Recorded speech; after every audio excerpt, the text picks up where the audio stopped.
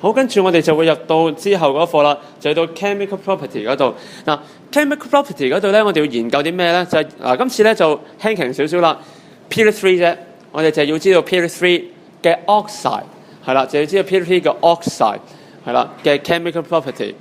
聽落去好似好正咁樣噶，就係 period 3嘅 oxide 啫。即係如果有人再問你 chloride 咧，就唔好意思，一定係 O-C 嘅，得唔得 ？chloride 嗰啲一定係 O 晒 C 噶啦。如果佢問你其他 group 嘅話，都應該係 O 嘅。呢係第一件事。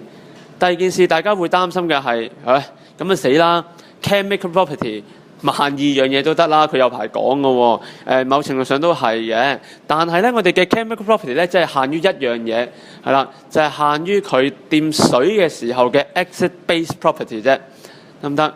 係啦，即係今次我哋要研究嘅，即係研究佢 acid base property， 所以唔需要太擔心。會唔會佢問你 redox 啊嗰啲咁嘅嘢咧？唔會嘅，係啦，唔會嘅。咁當然係咪一定關水事咧？咁可以諗闊啲嘅，可以係隻 oxide 與 acid 或者 oxide 與 alkaline 都得，係啦。咁我哋可以諗闊少少啦。咁就睇下到時發生咩事啦。我哋會逐樣嚟掃㗎。我哋會掃咗 sodium oxide 先。sodium oxide 即係喺呢個 period 3裏面第一隻嘅，係啦，第一隻 group 1嘅 oxide。咁隻 group 1 oxide 有咩特別咧？第一件事就係 sodium oxide 遇到水嘅時候，係啦，遇到水嘅時候就會變成 sodium hydroxide。你見到第一個空咗嘅地方，就話翻俾你知呢件事啦。如果有人無聊到問你，叫你即係做呢個動作嘅話，你要寫翻出嚟㗎，得唔得？佢係絕對係啦，係絕對會問你呢件事㗎。無論係以前嘅2012嘅 practice paper， 定係直至到2013，都試過就咁好單刀直咁問你，究竟乜 oxide 掂水會點啊？叫你寫條 equation 出嚟，係啦。其實係睇個問題，其實唔係好難嘅啫。只要你熟咗個 product 嘅話，其實呢一分係唔難攞嘅。得唔得？但係當然啦，會唔會有少少變化？咁梗係可以有啦。Sodium oxide 掂到水嘅時候係出呢個 sodium hydroxide， 係啦，出呢個 sodium hydroxide。咁你會見到啲咩咧？因為佢出 hydroxide 啊嘛，咁即係好明顯呢一隻嘢係可以出隻 base 㗎啦。所以我哋會就安個名俾佢，就叫做 basic oxide，得唔得？ Sodium oxide 係一隻 basic oxide 嚟嘅。而呢隻 basic oxide 有名你叫 basic 啊嘛 ，base 嚟㗎嘛，咁梗係可以同 acid 做 reaction 啦。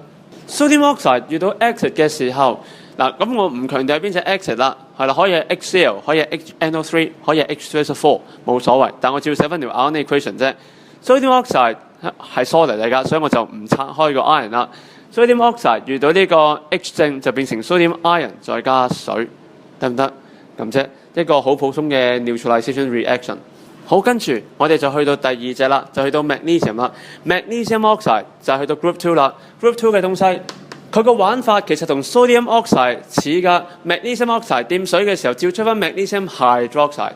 留意唔好漏咗個二仔，同埋記住要交括號喎。係啦，咁樣錯咗就唔抵咯。而 magnesium oxide 同 sodium oxide 一樣，都係 basic oxide， 所以咁嘅時候佢都會遇到 acid 嘅時候，照出翻隻 salt 再加 water。OK。咁已經差唔多完㗎啦，你已經學咗7隻 oxide 嘅第二隻啦，唔好難過啫，係咪？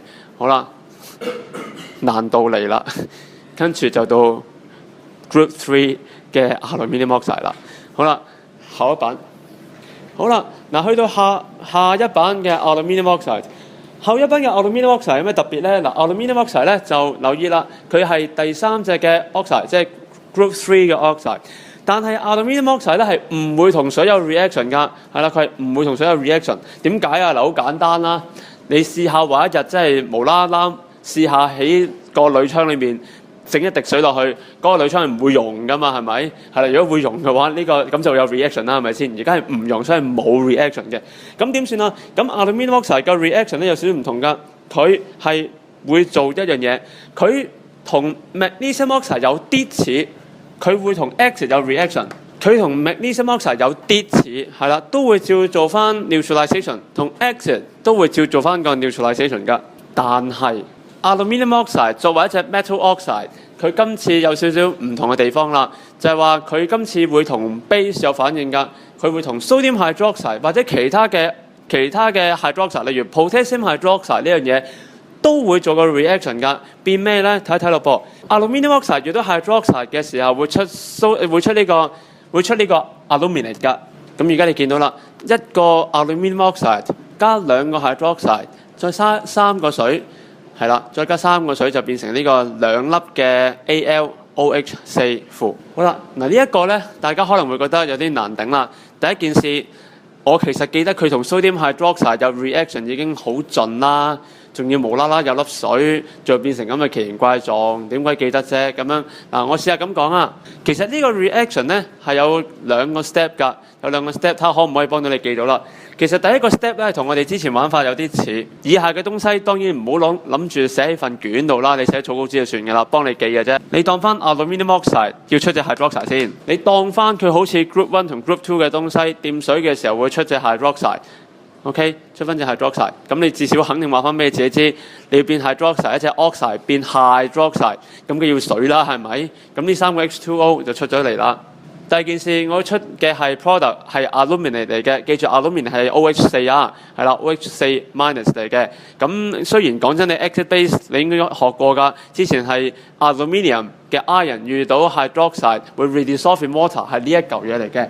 但係如果你唔記得嘅話，唔緊要，而家再重新翻啫。2個嘅 AlOH3 再加2個嘅 hydroxide 就變成咗2個嘅 aluminate， 將2條嘅 equation 夾埋一齊。你就會變成咗有 Al2O3 加3個水，再加2個 hydroxide 就變成咗佢啦。明唔明白？咁樣玩法嘅啫。嗱，呢個係 Group 3嘅 oxide。嗱，今次呢隻 oxide 咧就有少少特別啦。佢今次唔係掂水有 reaction， 呢隻 oxide 會同 acid 有 reaction， 同 alkaline 有 reaction。我安個新嘅名俾佢，今次叫做 amphoteric oxide。第一件事希望大家識得串 amphoteric 呢個字。係啦，第二件事亦都希望你知道 amphoteric oxide 個 definition 係啦，即係啱啱講個定義係啦。試過問過 what is amphoteric oxide 咁問過一次㗎，所以咁嘅時候你要答翻人哋就係話 amphoteric oxide reacts with acid and alkaline 咁嘅意思啫，唔難講嘅呢個。好啦 ，Group 3完埋 ，Group 4啦。嗱 ，Group 4嘅係 silicon dioxide。silicon dioxide 有咩特別咧 ？silicon dioxide 咧掂水都係冇 reaction 㗎。你試下咁諗，沙掂水係唔會有 reaction 㗎。係啦，沙係唔會溶㗎。OK， 咁好啦，所以冇啦。咁做咩咧？佢同 acid 係冇 reaction 㗎，冇 reaction， 但係佢同 alkaline 係有 reaction 㗎。佢掂 sodium hydroxide 嘅時候會變成咗 silicate 再加水。咁呢個就係 silicon dioxide 啦。留意嗱 silicon dioxide 咧，雖然佢掂水嘅時候係唔識得放啲乜嘢，但係佢掂到 hydroxide 嘅時候有 reaction 而係出隻 salt 嘅話。憑住呢一件事，我都已經可以斷定到佢係一隻 acidic oxide 嚟㗎啦，得唔得？嗱，你見到啦，開始個 trend 調轉啦，由 basic oxide 慢慢變成 acidic oxide 啦，得唔得？個 trend 就慢慢調轉變成 acidic oxide， 咁條色大家知啦。OK， 呢個就係去到 group 4嘅 oxide。當 group 4完埋之後咧，我哋去到 group 5啦。group 5嘅就去到 phosphorus 啦。嗱 phosphorus 咧有啲伏嘅地方㗎，希望大家留一留意。phosphorus 第一件事 ，phosphorus 嗰隻 oxide 咧，雖然個名就好似好簡單，就叫做 phosphorus pentoxide， 但係留意 phosphorus pentoxide 咧就並唔係話 phosphorus 啊嘛，即係 P 啦 ，pentoxide 即係 pent 即係5啊嘛，咁即係 PO5 唔係，係啦，首先第一件事唔係啊。咁嚴格嚟講咧，有啲人會叫佢做 P2O5 嘅。嗱 P2O5 相對地 make sense 啲，但係呢個只係佢嘅 empirical formula 嚟嘅啫。真正嘅 phosphorus pentoxide 個 chemical formula 記住 P4O10 係啦 P4O10 係啦。如果你記錯咗呢一個嘅話，你一陣寫 equation 就會錯到一鑊粥㗎啦，得唔得？咁呢個 phosphorus pentoxide 會點樣咧 ？phosphorus pentoxide 咧最中意同水做 reaction 㗎啦，睇落噃。一個嘅 P4O10 遇到6粒嘅水就會變成 H3PO4。嗱呢條 reaction 大家可能會話，為砌而砌，砌嚟做咩啫？又要我學多條。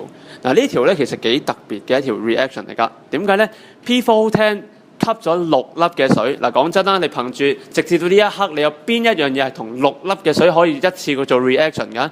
所以咁嘅時候，呢一嚿嘢係出名抽水抽得勁㗎，係啦。呢個嘢出名係一個好強嘅 drying agent 嚟㗎，此其一。第二件事出嚟嘅 phosphoric acid 其實都係 drying agent 嚟㗎，咁所以咁嘅時候你可想而知 P4O10 係一隻幾勁嘅 drying agent 啦，得唔得？所以點解呢條係咁要都呃俾你學就係咁嘅意思啦，並唔係純粹想你背咯。OK， 第二隻 P4O10 之後嗱，因為你見到呢一隻嘢啦 ，H3PO4 就係我哋平時講開嘅 phosphoric acid， 跟住咁 acid 啊嘛，咁即係話呢隻 oxide 明顯係 acidic oxide 啦。